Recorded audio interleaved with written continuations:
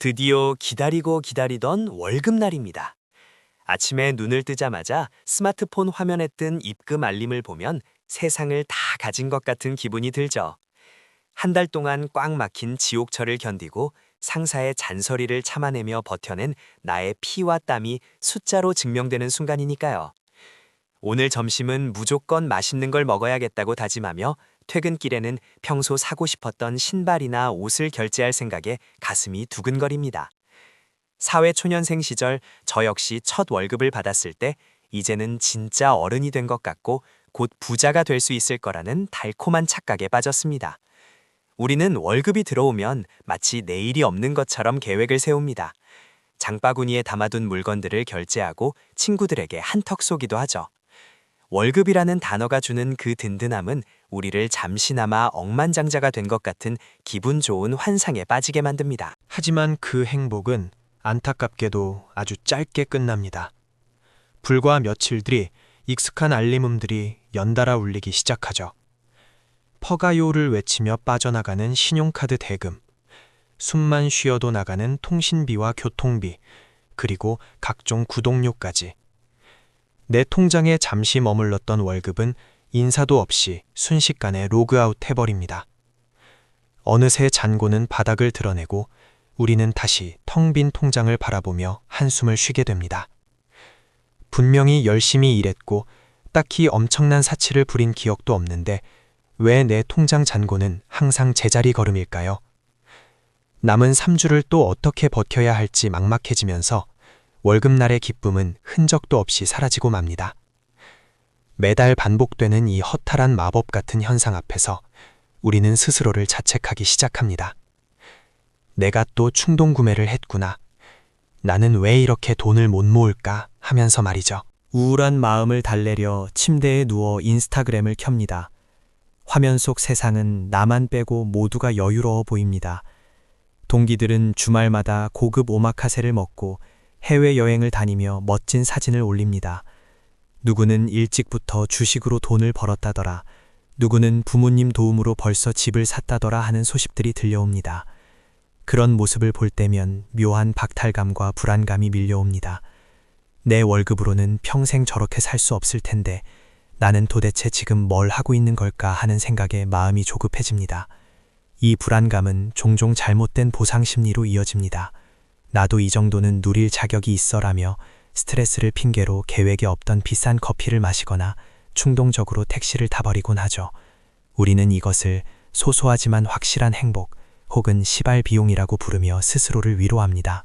그런데 여러분, 정말로 우리가 돈을 모으지 못하는 이유가 단지 의지력이 부족해서일까요? 내가 남들보다 헤프게 써서 혹은 월급이 쥐꼬리만 해서 평생 가난하게 살아야 하는 걸까요? 결론부터 말씀드리면 절대 그렇지 않습니다. 여러분이 돈 관리에 실패하는 가장 큰 이유는 여러분의 인내심이나 성실함이 부족해서가 아닙니다. 단지 돈을 다루는 규칙을 제대로 배운 적이 없기 때문입니다. 수영을 배울 때 물에 뜨는 법부터 배우지 않고 무작정 깊은 물에 뛰어들면 허우적거리다 가라앉는 것처럼 돈 관리도 기본 원리를 모른 채 무작정 쓰거나 모으려고만 하면 지쳐서 포기하게 됩니다. 오늘 저는 여러분의 팍팍한 삶에 죄책감을 더하려는 것이 아닙니다. 오히려 매달 반복되는 스트레스에서 여러분을 영원히 해방시켜줄 아주 단순하지만 강력한 비밀 하나를 공유하려고 합니다. 핵심은 바로 의지력을 믿지 않는 것입니다.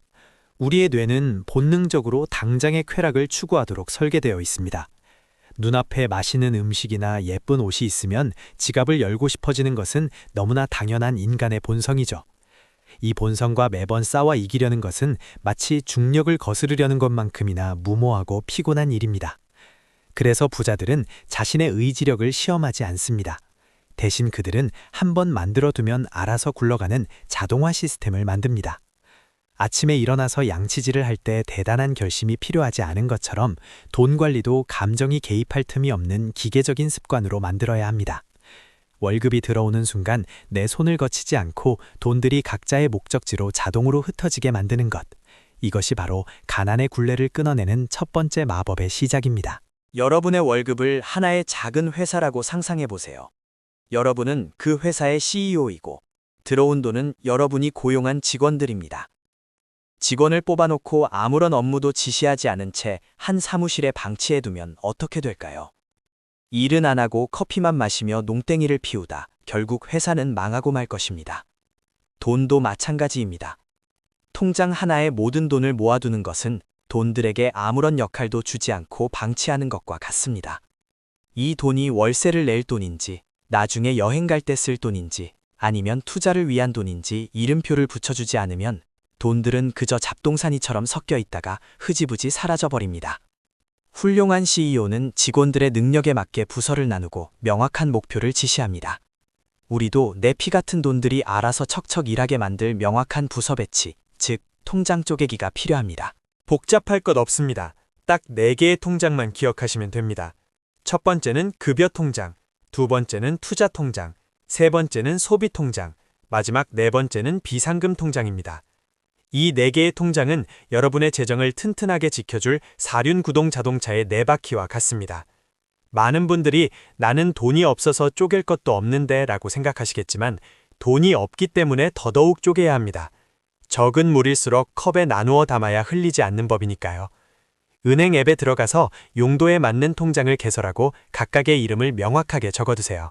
이것만으로도 여러분의 돈 관리 능력은 상위 10% 안으로 훌쩍 뛰어오릅니다. 이제부터 이 4개의 통장들이 어떻게 서로 유기적으로 연결되어 여러분을 위해 일하게 될지 그 구체적인 흐름을 하나씩 따라가 보겠습니다. 첫 번째는 급여 통장입니다. 이 통장의 유일한 역할은 모든 수입이 모이는 정거장이 되는 것입니다.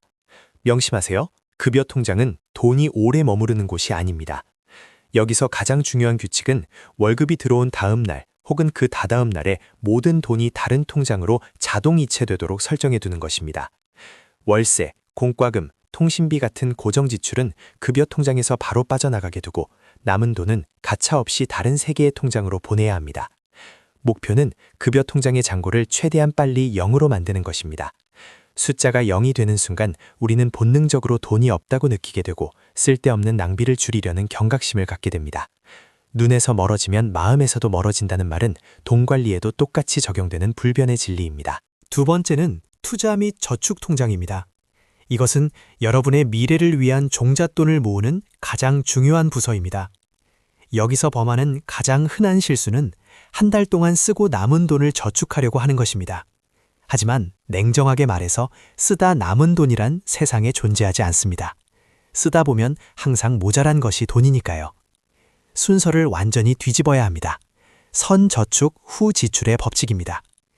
월급이 들어오면 내가 정한 목표 금액을 가장 먼저 이 통장으로 이체해버리세요. 적금이든 주식이든 ETF든 상관없습니다.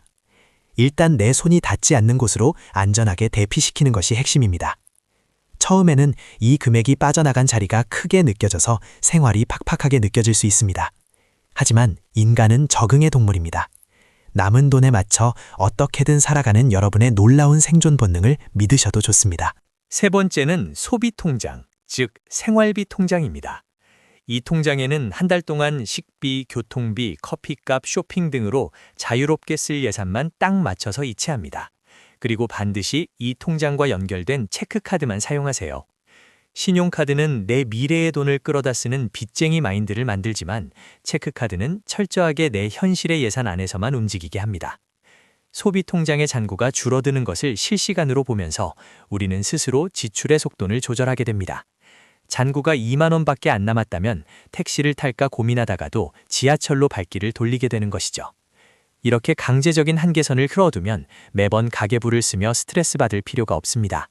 통장의 잔고 자체가 나의 살아있는 가계부 역할을 완벽하게 대신해주기 때문입니다. 마지막은 이 시스템을 수호신 비상금 통장입니다. 완벽한 계획을 세워도 인생은 늘 예기치 못한 변수를 던집니다. 갑자기 노트북이 고장나거나 몸이 아파서 병원비가 크게 들거나 경조사가 몰려오는 달이 꼭 있죠. 이때 비상금 통장이 없다면 어떻게 될까요?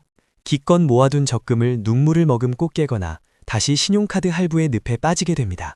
공든 탑이 하루아침에 무너지는 것이죠. 비상금 통장에는 평소 생활비의 3배 정도를 목표로 조금씩 모아두세요.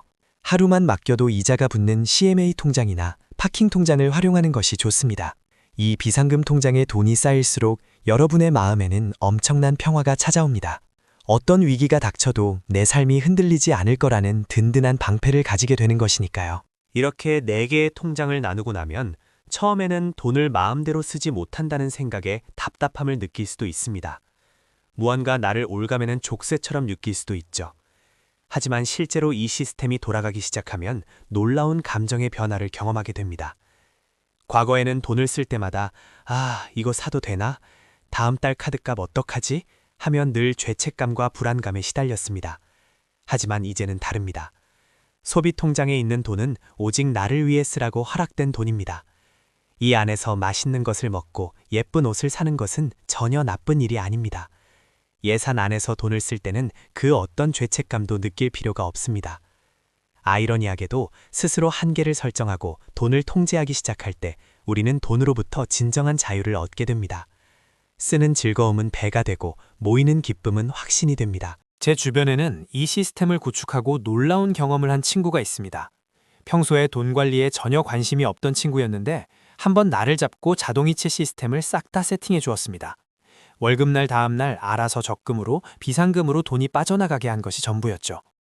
그 후로 그 친구는 자기가 얼마를 모으고 있는지 까맣게 잊고 살았습니다. 그냥 생활비 통장에 남은 돈으로만 생활하는 데 익숙해진 겁니다. 그러다 1년 뒤 우연히 적금 통장 잔고를 확인하고 깜짝 놀랐습니다. 자신이 한 번도 가져본 적 없는 큰 돈이 떡하니 모여 있었기 때문입니다. 매일 가계부를 쓰며 스트레스 받지 않았는데도 오직 자동화의 힘만으로 이뤄낸 결과였습니다. 이 친구의 이야기는 특별한 사람의 이야기가 아닙니다. 오늘 여러분이 단 한 번의 수고로움만 견딘다면 1년 뒤 여러분에게도 똑같이 일어날 수 있는 현실입니다. 물론 이 시스템을 유지하다 보면 반드시 고비가 찾아옵니다. 친구들이 갑자기 제주도 여행을 가자고 꼬실 때, 너무 갖고 싶었던 한정판 신발이 눈앞에 아른거릴 때, 텅 빈 소비통장 잔고를 보며 절망하게 되죠. 이번 달만 적금 깰까? 비상금 조금만 뺏었을까? 하는 악마의 속삭임이 들려옵니다. 아주 자연스러운 현상입니다. 이때 중요한 것은 한두 번 시스템의 규칙을 어겼다고 해서 완전히 포기하지 않는 것입니다. 다이어트 중에 치킨을 한 번 먹었다고 해서 다이어트가 끝나는 것이 아닌 것처럼 말이죠. 비상금 통장이라는 완충지대가 있기 때문에 여러분은 큰 빚을 지지 않고 다시 원래의 궤도로 돌아올 수 있습니다. 완벽하지 않아도 괜찮습니다. 흔들릴지언정 무너지지 않고 다음 달에 다시 시스템을 굴려나가는 끈기가 여러분을 부자로 만들어줄 것입니다. 우리가 통장을 쪼개고 자동화 시스템을 만드는 것은 단순히 지금 통장 잔고를 조금 더 불리기 위함이 아닙니다. 이 작은 행동은 여러분의 인생 전체에 엄청난 눈덩이 효과, 즉 복리의 마법을 가져옵니다.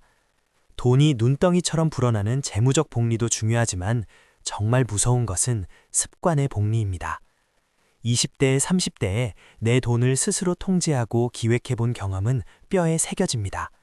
작은 유혹을 이겨내고 스스로 정한 규칙을 지켜냈다는 성취감은 자존감을 높여줍니다. 돈에 휘둘리는 삶에서 벗어나 돈을 부리는 주인이 되었다는 감각.